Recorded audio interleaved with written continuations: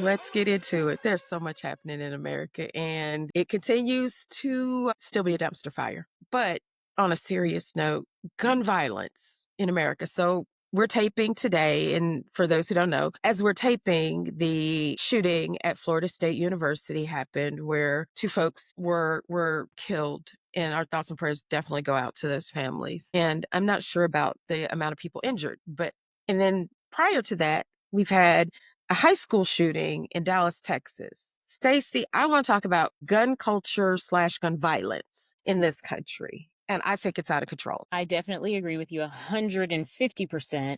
But what is causing this? Is it the state of our nation? Everything is so uncertain. It's like kids are being impacted. And so you think of high school students. Yes, we've had high school shootings that have happened before, but now, like, how many is this year? We've had a good number of them. We've had a lot. We've had a lot go on. Just to say, we're just starting the second quarter of the year. Absolutely. I don't know what it is. I think sometimes it is mental illness, right? I think it is mental illness. But are we not teaching people how to regulate their emotions so that they don't need to pick up a gun and go hurt someone? So we can't tell someone how to regulate emotions when we see the political realm that's going on. That's true.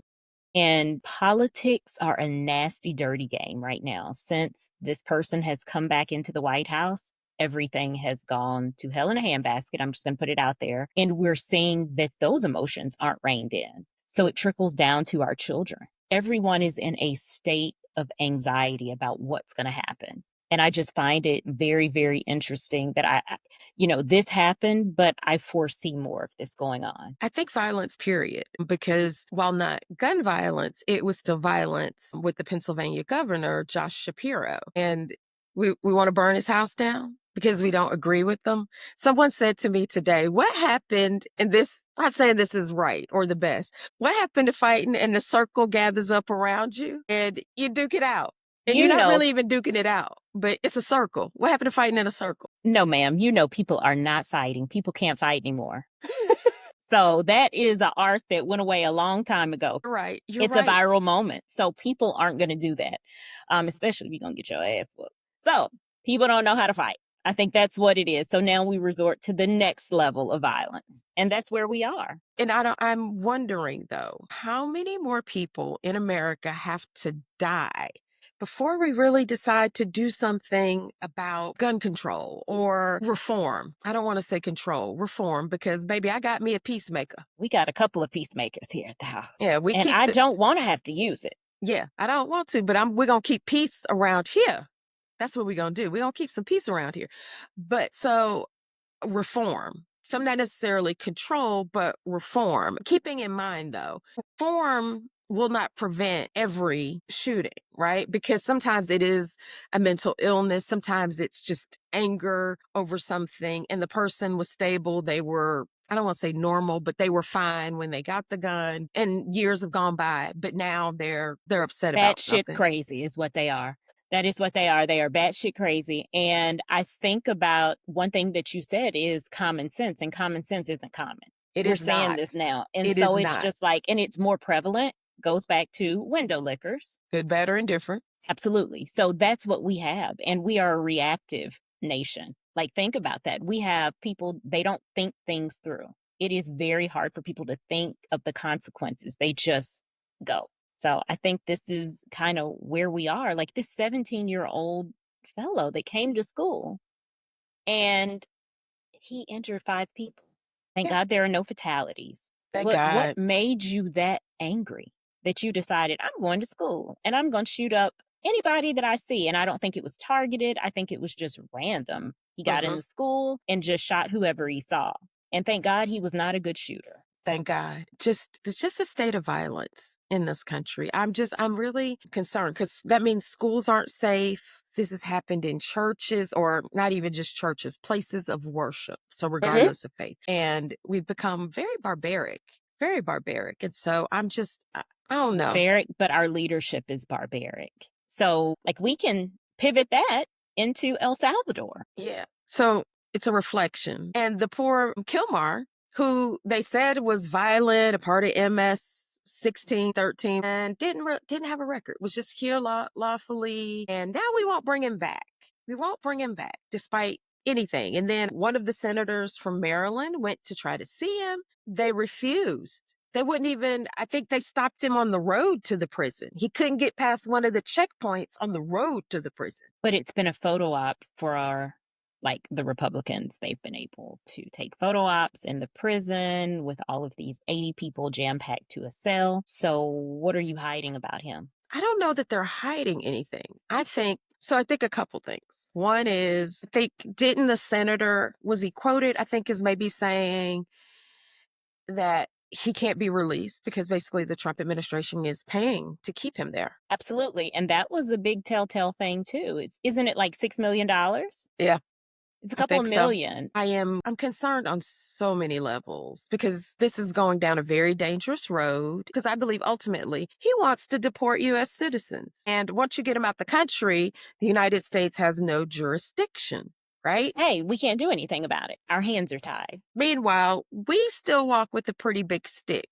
Our stick is getting smaller thanks to our good president, but we still walk with a pretty big stick. You used the word good and president together. Please don't do that. That is awful. No, no, no, no, no, no. Every day I wake up and I'm just like, God, what today? Because I feel like it's just, and we're going to become so numb to the trauma that is dangerous as well. But anyway, I digress, because I believe the Kilmar situation is a test for the courts. I really believe he's testing the limits of his power and how much he's able to get away with by defying the courts. So why would you want to do that? Why? Just why? I don't understand. There are bigger things to fight. Because if I can get the judicial branch in disarray and ignore the courts, I really have absolute power. Absolute power corrupts absolutely. And it's an authoritarian regime. He wants to be an authoritarian. The Supreme Court is going to hear arguments over birthright citizenship. Why are we hearing arguments? Isn't that something that's in the Constitution? Why are we hearing arguments about that? That is a waste of time.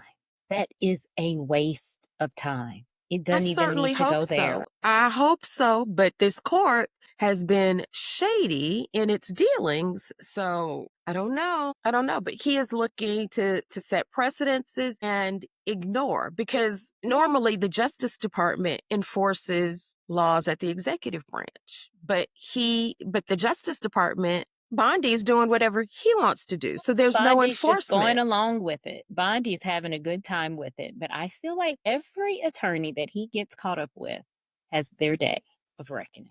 I feel like this administration, sooner or later, will all be in trouble. There have been some heinous things that they've done, and I do have a feeling in my gut that they're going to have to pay for it. Certainly hope so, but When is the question? when will we get another election? I mean, just some of the things, the levers and gears of power and government that they are pressing on, they're breaking it. But they're breaking it, and they're breaking down people too that normally are sane. So this is when it's going to cause an uprising. Mhm. So I see that happening, and I don't think we are prepared for the people to come after our justice system. And the people that are a part of the military, I will say, I think that they are going to uphold their oath to the military. And I it's not to the hope president. so. I hope And so. that is going to be a show that I don't think they will be prepared for, because they are being impacted. And so now we see, just like the school shootings, I think there's a reason for the uptick in these. We see that we are a violent country. And so Mhm. it's going to overflow at one point. How is this going to be handled? Who's going to rein everyone in? Who's gonna stand up for the rule of law? And I'm very concerned about that, Absolutely. because I think he's really testing his gangster with the judicial branch, and like kind of one of those, who gonna check me, boo? Who gonna check me? He really is saying that. And there's supposed to be a check.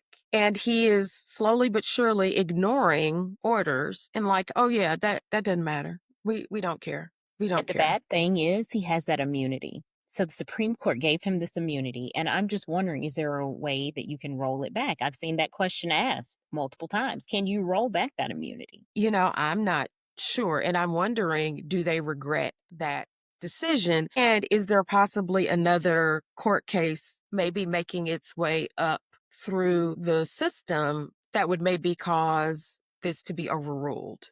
Because, I mean, that's how other decisions have been overturned. Affirmative action, court cases, it's litigation that just is moving up. So I'd hopefully see some more litigation move up. But he is just an evil man, just He is a destroying things. he's an evil lying man because Shannon, he weighs 224 pounds and he's 6'3". He does not. He is ready for the NFL combine. He is not. Well, that's He what he is said. not, That's what his doctor said. That's the one that's sticking out with me. And then the medical report with the scaring on his scaring, not scarring, because he couldn't spell that right. Scaring. I mean, this is a joke. And the one thing that has brought me a little bit of joy this week is China. They are eating our ass up, okay? Ooh, baby, for breakfast, lunch, and dinner.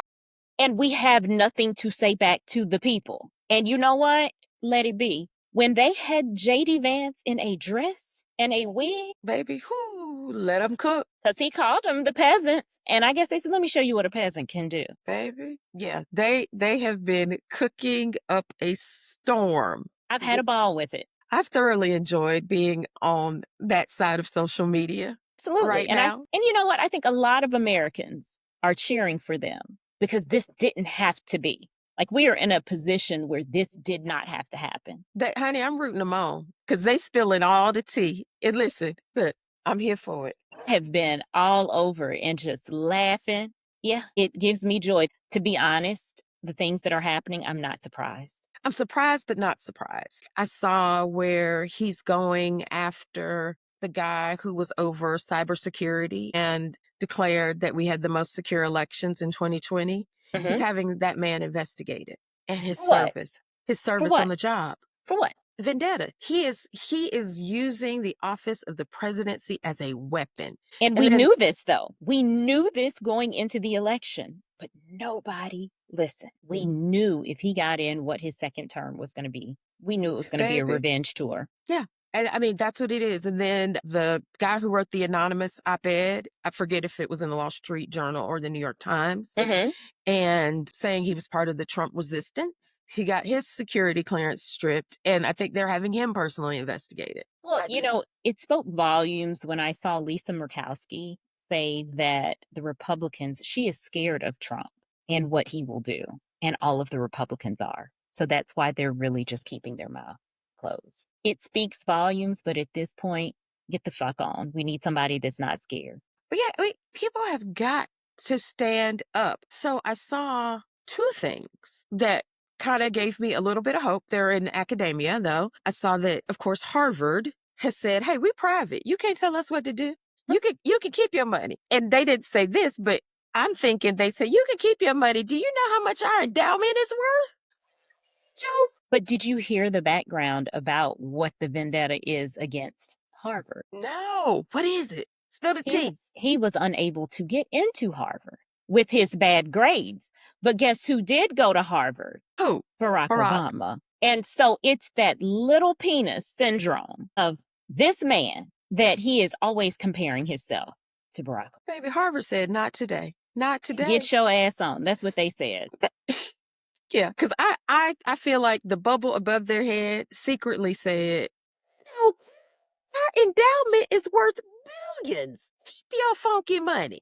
And then I also saw a post about Big Ten schools, and Big Ten schools have put together some sort of pact, and they are standing up to Trump. And their pact is basically if one of the Big Ten schools is attacked, they take it as an attack on all of them. They will pool their resources to defend that school and stand beside that school. Girl, they acting like they online, aren't they? Was like, come on, Big Ten. But we will never get that from the SEC. Absolutely not. I'd be very surprised. Very surprised. No, we're not going to get that. I like that. I was like, okay, one come band, on. one sound. Yeah, that's what the Big Ten said. One band, one sound. Let's go. People gonna stand up for right. Lisa Murkowski is always somebody who is a little more centric, but this is wrong. Huh, Susan Collins? No. Susan Collins is a nervous wreck. She even has a nervous voice. She's always had a nervous voice, but Mhm. baby, it's probably even worse now. But she got a real one for a governor. That governor said, "Hey, you ain't gonna bully us. Go on, Yeah. find somebody else to do it." I need people to stand up. These institutions, this is not normal, and we've got to quit normalizing it and call a thing, a spade, and say, "No, we're not doing it." And I need some other schools, and I get it, but we need some other schools to stand up and say, that's not what you do." But think about how journalists have been treated. Like, journalists have been mistreated. They've got to stand together. Yes, and the AP, I am proud of the AP. I just read something that said they won't acknowledge you or you won't get access to Trump if you have pronouns in your signature, your email signature. How does anybody think this is right? America, it is time to stand up. It is time to stand up and do what's right. We did not do what was needed November 5th. People didn't listen. And I'm just going to plug it. Black women have been telling you for a long time. We told you. Hillary told you. The women knew what was going to happen. But Black women preached it. But y'all didn't want to listen. So now figure out what you need to do. Because we understood the assignment. We know what oppression looks like. It's going to continue to stay out here learning boots on the ground and other trail park dances. I've learned a few new dances over the weekend. So, clap yeah. my fan. Well, all right, friends. We'll see you Tuesday. And as always, you can add us later. A good one. That's a wrap on this episode of At Me Later. We drop new bite-sized episodes packed with news and sass every Tuesday and Friday. So make sure you're following us wherever you get your podcasts. And because we love validation, don't forget to like, subscribe, leave a review, and drop a comment to let us know what you think. It helps us more than you know. At Me Later is an A Collective production, and we'll be back in your ears soon. But until then, stay loud, stay opinionated, and as always, at us later. That's it for today, we think. Well, there's always more. I mean, no, it's going to be more tonight. But this is where we stop right now. Yeah. So over the weekend, we'll be all caught up and we'll probably have a laundry list of things to talk about. Hopefully there is nothing. Now, if something eventful happens, if there is something that happens over the weekend, we'll have to jump on just as an emergency. Absolutely. But we're going to hope that doesn't happen. If it doesn't happen, friends, everybody's, at the tip. We want to keep it down. Keep it down. Look, and